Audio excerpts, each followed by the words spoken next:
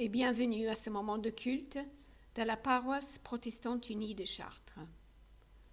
Nous sommes heureux d'avoir avec nous aujourd'hui le pasteur Olivier Robert de l'Église protestante évangélique La Bonne Nouvelle.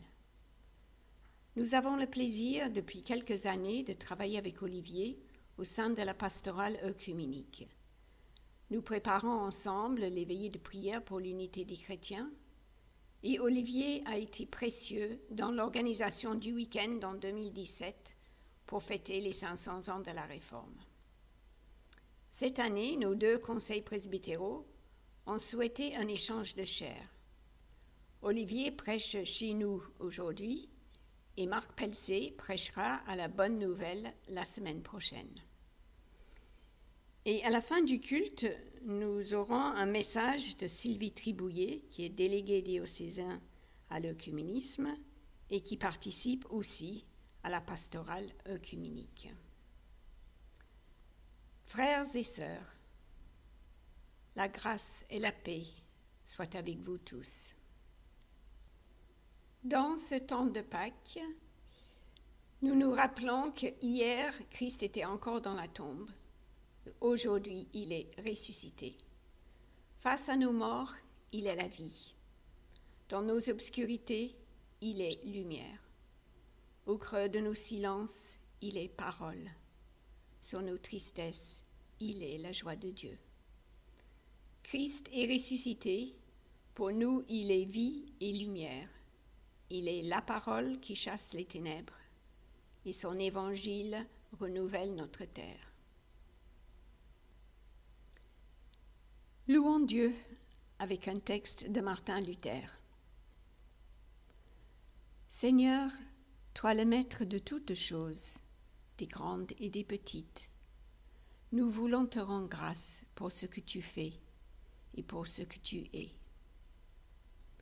Merci pour les choses familières, le pain, le vent, la terre et l'eau, pour les hommes simples en qui tout est lumière, pour la musique et le silence, pour le rythme et le repos.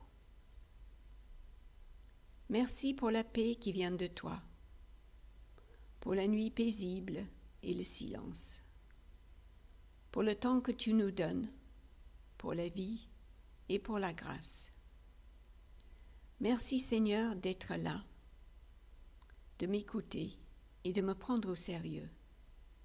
Merci Seigneur. Amen. Nous continuons notre louange en chantant le cantique 1201, « Je louerai l'Éternel ». Nous chantons maintenant « Je louerai l'Éternel 1201 ».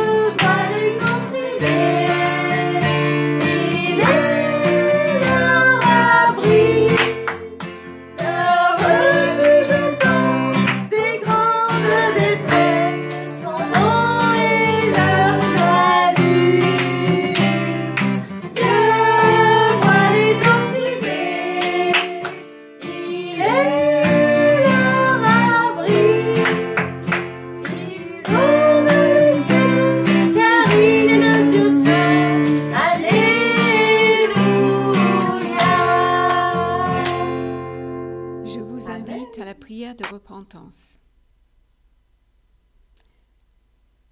Seigneur, nous avons besoin de ton esprit. Viens nous rencontrer sur les lieux de nos blessures. Viens convertir nos pensées, notre regard. Viens au secours de nos infirmités. Viens au secours de notre manque de foi. Viens au secours de notre pauvreté. Guéris-nous de notre paresse et nous pourrons aimer. Guéris-nous de nos peurs et nous pourrons accueillir. Guéris-nous de notre agitation et nous pourrons prier. Guéris-nous de nos rancunes et nous pourrons bénir. Amen.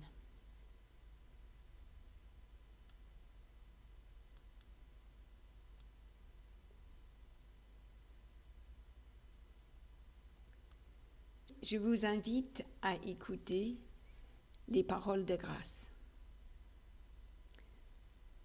La valeur de notre vie ne tient pas à ce que nous faisons pour Dieu, mais à ce que Dieu a fait pour nous.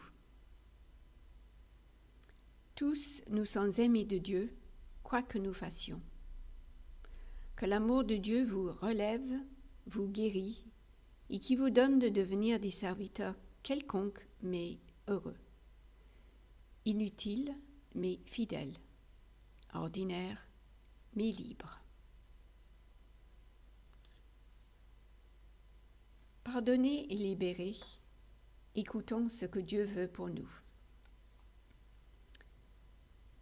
Dans l'épître de Paul aux Romains, nous lisons « Ne vous conformez pas au monde présent, mais soyez transformés par le renouvellement de votre intelligence pour discerner quelle est la volonté de Dieu. Soyez joyeux dans l'espérance, patient dans la détresse, persévérant dans la prière. Réjouissez-vous avec ceux qui sont dans la joie. Pleurez avec ceux qui pleurent. Et s'il est possible, pour autant que cela dépend de vous, vivez en paix avec tous les hommes.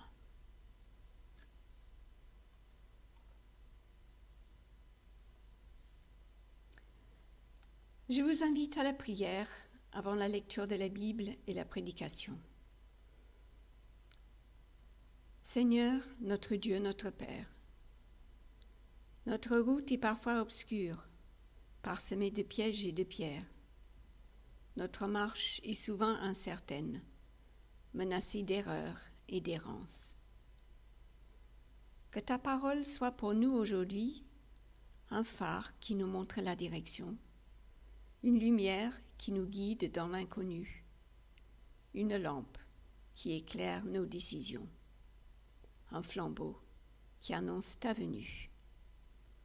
Amen. Bonjour à chacun, je suis heureux de pouvoir participer à ce culte de l'EPUDF de Chartres, après une prédication à Dreux en janvier dernier. J'ai beaucoup de joie à collaborer avec Judith et Christopher dans le cadre de la pastorale de Chartres. Nous n'avions pas encore créé l'opportunité pour une intervention de ma part dans vos cultes. Voilà, c'est chose faite, même si c'est un peu étrange. Je vous propose de commenter ce matin un passage du livre des Actes qui parle du discernement. Nous devons apprendre à penser juste et à discerner avec sagesse, seul ou en Église. Dans cette période où nous sommes à la fois seuls, chez nous, et aussi bombardés de messages et d'informations, je trouve qu'il était bon de faire un petit point. Je vous invite à ouvrir vos Bibles dans Actes 21, c'est un texte qui raconte l'arrivée de l'apôtre Paul à Jérusalem juste avant Pentecôte 58. Donc je vous invite à lire dans le livre des Actes, Acte 21, les versets 17 à 28. J'ai pris la version de la Tob. Acte 21 à partir du verset 17. Étant arrivé à À notre arrivée à Jérusalem, c'est avec plaisir que les frères nous ont accueillis. Le lendemain, Paul s'est rendu avec nous chez Jacques, où tous les anciens se trouvaient aussi. Les ayant salués, il leur racontait en détail tout ce que, par son service, Dieu avait accompli chez les païens. Les auditeurs de Paul rendaient gloire à Dieu et lui dirent « Tu peux voir, frère, combien de milliers de fidèles il y a parmi les Juifs, et tous sont d'ardents partisans de la loi. Or ils sont au courant de bruits qui courent à ton sujet. Ton enseignement pousserait tous les Juifs qui vivent parmi les païens à abandonner Moïse. Tu leur dirais de ne plus circoncire leurs enfants et de ne plus suivre les règles. Que faire? Ils vont sans aucun doute apprendre que tu es là. Fais donc ce que nous allons te dire. Nous avons 4 hommes qui sont tenus par un vœu. Prends-les avec toi, accomplis la purification en même temps qu'eux et charge-toi de leurs dépenses. Ils pourront ainsi se faire raser la tête et tout le monde comprendra que les bruits qui courent à ton sujet ne signifient rien, mais que tu te conformes toi aussi à l'observance de la loi. Quant aux païens qui sont devenus chrétiens, nous leur avons écrit nos décisions, se garder de la viande, de sacrifice, du sang, de la viande étouffée et de l'immoralité. Le jour suivant, Paul prit donc ces hommes avec lui et commença la purification en même temps qu'eux. Il se rendit dans le temple pour indiquer la date à laquelle la purification achevée, l'offrande serait présentée pour chacun d'eux. Les 7 jours allaient s'achever quand les Juifs d'Asie, qu'il avait remarqués dans le temple, soulevèrent toute la foule et mirent la main sur lui. Ils criaient « Israélites, au secours, le voilà l'homme qui combat notre peuple et la loi, et ce lieu dans l'enseignement qu'il porte partout et à tous. Il a même amené des Grecs dans le temple et il a profané ce saint lieu. » Voilà. J'avoue que c'est un des passages de la Bible qui me dérange le plus. Pas parce qu'il est difficile à comprendre, mais justement peut-être parce qu'il est assez facile à comprendre et qu'on y retrouve malheureusement des choses qu'on voit dans nos églises aujourd'hui parfois. Bon, la Bible ne précise pas ici si on doit imiter cette situation ou justement pas. Elle raconte juste l'événement, donc je m'avance peut-être un tout petit peu en donnant mon avis. Le début, c'est bien. On se réjouit de se revoir et en particulier, on se réjouit de l'œuvre du Seigneur. Et ce qui est intéressant, je trouve, c'est qu'on se réjouit même de l'œuvre qui est faite, on va dire, dans d'autres dénominations. Entre Jérusalem, Éphèse ou Corinthe, il y a quand même des options assez différentes. Voilà, ça c'est la première chose que je trouve pour moi très positive. On se réjouit de l'œuvre du Seigneur. Ensuite, ça se gâte. En quoi cela se gâte? Je pense en partie parce que les responsables de Jérusalem sont un petit peu trop centrés sur eux-mêmes et sur leurs problèmes internes. Et à partir de ça, ils vont faire quelque chose qui, bon, pour moi, me reste un peu en travers de la gorge, je dois dire.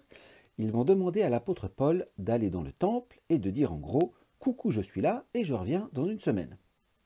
Vous voyez le problème? Quand on sait toutes les menaces sur la vie de l'apôtre Paul, c'est vraiment pas le truc à faire. Aller dans le temple et dire publiquement quand et où on peut trouver Paul, c'est... Bon. Les responsables de l'église de Jérusalem livrent Paul à ses ennemis. Et c'est par miracle, quelque part, que Paul va échapper à une lapidation par l'intervention des soldats romains. Ça fait mal, non? Des responsables d'église livrent un des leurs. Que se passe-t-il en fait? Je crois que le premier souci, c'est une forme d'orgueil. Vous avez vu dans l'intervention des chrétiens de Jérusalem, ils rappellent les textes du concile de Jérusalem. Le concile de Jérusalem est raconté un peu plus en détail dans Acte 15, mais on ne va pas lire tout ce passage. Mais voici comme ils rapportent ce qui s'est passé. Au verset 25, ils disent « Quant aux païens qui sont devenus croyants, nous leur avons écrit nos décisions. » Cherchez l'erreur. Quand on regarde dans Acte 15, nous parlons ou nous lisons qu'il y a eu des recommandations de tous les chrétiens données à tous les autres chrétiens dans l'écoute du Saint-Esprit. Et certainement pas des recommandations de l'Église de Jérusalem aux autres. Vous voyez quand même la nuance. Je pense qu'on a ici une attitude que l'on voit malheureusement souvent quand je vais en Afrique, où des Occidentaux vont faire la leçon à nos frères africains comme si c'était des enfants plutôt que des frères. Certains aiment se voir comme des prophètes alors qu'ils sont des frères. Dans le livre des Actes, ce sont plutôt les églises nouvelles, surtout l'église d'Antioche, qui est montrée en exemple, plutôt que l'église de Jérusalem. Je crois que nous avons toujours tous envie de faire la leçon aux autres. Bon, peut-être pas toujours, mais on aime bien faire la leçon aux autres. Et il est sage de se demander si ce n'est pas à nous d'apprendre. La suite est dans la même ligne. La préoccupation des responsables de Jérusalem, c'est ne pas fâcher les chrétiens d'origine juive. Et ils demandent à Paul de faire des efforts pour donner des garanties. Vous voyez, leur problème interne semble prioritaire sur même la vie de l'apôtre Paul. Bon, je dirais surtout que j'étais beaucoup plus à l'aise là aussi dans Acte 15 quand c'est l'apôtre Pierre qui va publiquement soutenir Paul et Barnabas. Vous voyez, ici on demande à Paul de donner des garanties. En principe, on est supposé innocent sauf preuve du contraire, mais ici on fait justement l'inverse. On va dire à Paul, tu es supposé coupable tant que tu n'as pas donné la preuve de l'inverse. Qu'est-ce que c'est cette histoire de demander des garanties? Je pense que nous avons tous à faire des efforts pour garantir la paix de nos églises. Pourquoi serait-ce le boulot d'un seul et en plus de quelqu'un qui vient de l'extérieur? D'autant plus que nous savons très bien que dès le moment où on commence à se défendre soi-même, c'est déjà perçu comme presque une preuve de culpabilité. Quelqu'un qui se défend, c'est quelqu'un qui a quelque chose à se reprocher. Troisième souci, me semble-t-il, les responsables de l'église de Jérusalem écoutent beaucoup trop les rumeurs, ou, pour le dire en français d'aujourd'hui, les fake news. D'ailleurs, en français, on ne devrait pas parler de fake news, on devrait parler d'infox, à mi-chemin entre info et intox. Ouais.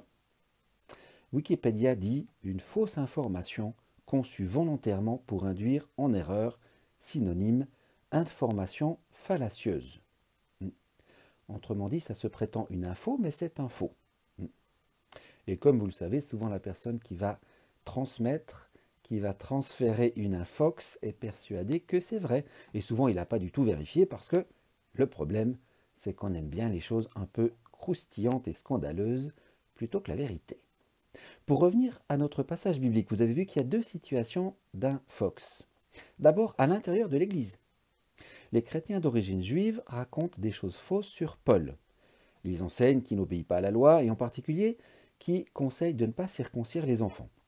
Nous, on sait, parce qu'on a lu Acte 16, que Paul a exigé que Timothée se fasse circoncire parce que Timothée a une mère juive. En principe, c'est censé être un fait connu.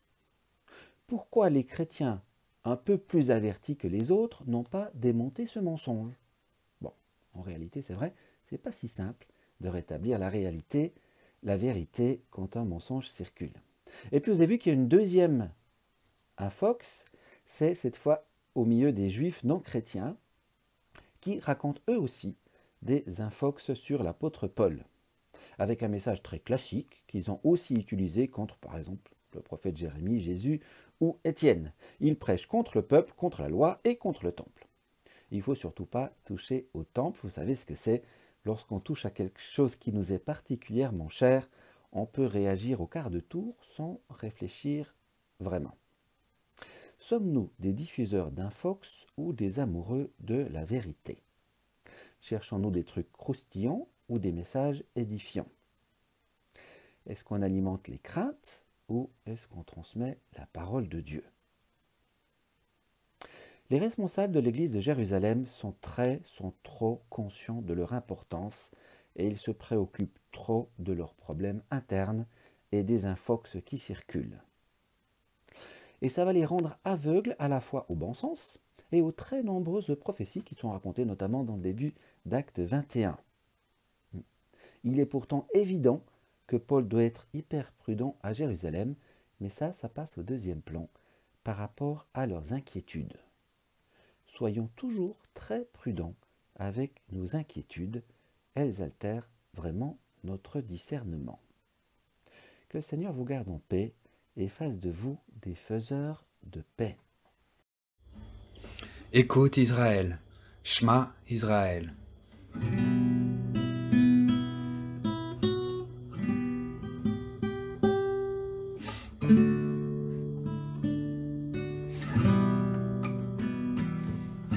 Shema Israël, Adonai Eloheinu, Adonai Echad. Shema Israël, Adonai Eloheinu, Adonai Echad. Shema Israël, Adonai Eloheinu, Adonai Echad. Shema Israël, Adonai Eloheinu, Adonai Echad. Écoute Israël, le Seigneur est notre Dieu, le Seigneur est un. Écoute Israël, le Seigneur est notre Dieu, le Seigneur est un. Écoute Israël, le Seigneur est notre Dieu, le Seigneur est un. Écoute Israël, le Seigneur est notre Dieu, le Seigneur est un. Shema Israël, Adonai Eloheinu, Adonai Echad. Écoute Israël, Adonai est notre Dieu, le Seigneur est un. Shema Israël, Adonai Eloheinu, Adonai Echad. Shema Israël, Adonai Eloheinu, Adonai Echad.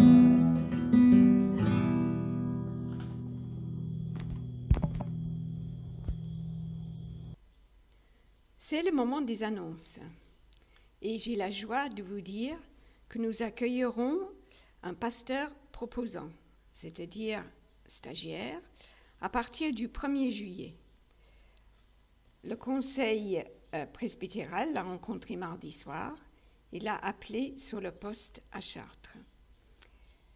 Il s'appelle Lionel Thébault et vous aurez l'occasion de faire un peu sa connaissance le 31 mai. Le culte de Pentecôte aura lieu en direct sur Internet de 10h30 à 11h15 à peu près et sera présidé par le pasteur Simon Viblet. Lionel sera présent virtuellement et il dira quelques mots. Et maintenant, nous avons un message de Sylvie Tribouillet, qui est membre, comme Olivier, de la pastorale œcuménique. Bonjour, je suis Sylvie Tribouillet, je suis membre de la communauté du Chemin Neuf. Avec mon mari Gilles, nous sommes maintenant depuis presque 2 ans délégués pour la pastorale œcuménique du diocèse de Chartres. Et nous sommes très heureux d'approfondir petit à petit toutes nos relations fraternelles, spirituelles et entre églises, de nous découvrir, d'avoir besoin de plus en plus les uns des autres pour être vraiment soi-même chrétien dans notre église. Je rends grâce à Dieu pour cela. Je vous invite à la prière d'intercession avec une prière de Florence Taubman. Seigneur notre Dieu, nous nous remettons à ta bonté et à ta bienveillance. Toi dont le nom est au-dessus de tout nom, et que cependant nous appelons notre Père, nous te présentons la terre et ses souffrances, et ses silences, et ses fureurs. Nous pensons à tous ceux que la guerre, la misère et la maladie éprouvent sur tous les continents. Seigneur notre Dieu, apprends-nous chaque jour à nouveau des mots pour te chercher, des gestes pour t'annoncer. Apprends-nous l'attention et le respect de chacun de nos frères. Apprends-nous la joie du partage. Que la consolation et le bonheur d'autrui soient pour nous consolation et bonheur. Et quand nous ne pouvons rien pour notre prochain tellement sa douleur est grande, que notre prière le porte vers toi avec confiance pour te le nommer.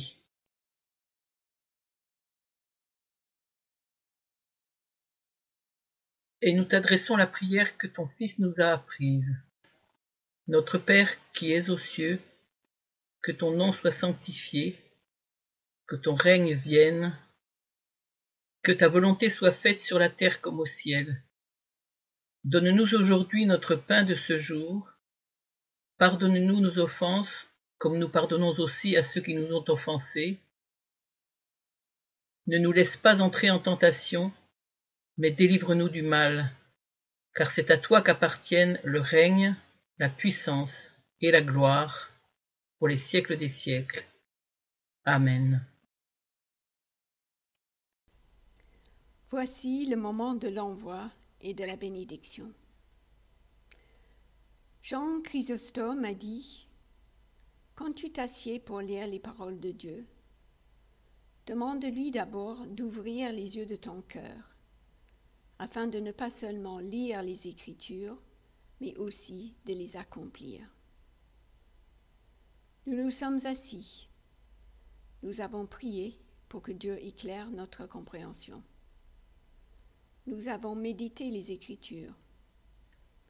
Il nous reste encore un bout de chemin à parcourir. Vivre ce que nous avons compris de l'Évangile.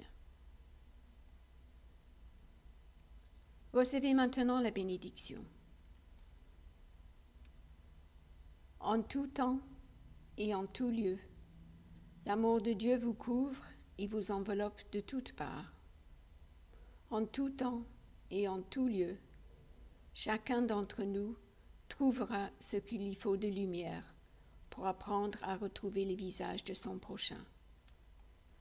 Amen. Bon dimanche, bonne semaine et prenez soin les uns des autres. Au revoir.